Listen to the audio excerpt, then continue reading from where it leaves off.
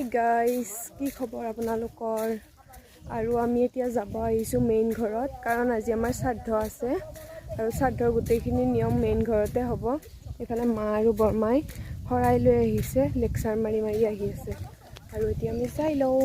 আমি আহি পোৱালে নিয়মবিলাক কিছু হৈ আছিলে আৰু আমিও আহি পাই এনেই অকণমান বহিলোঁ। মাহঁতেও কিবা কিবি কাম কৰিলে আৰু চাহ প্ৰসাদ খাই ঘৰ আহিলোঁ আৰু ঘৰত আহি আকৌ এতিয়া যাব ওলাইছোঁ আবেলি।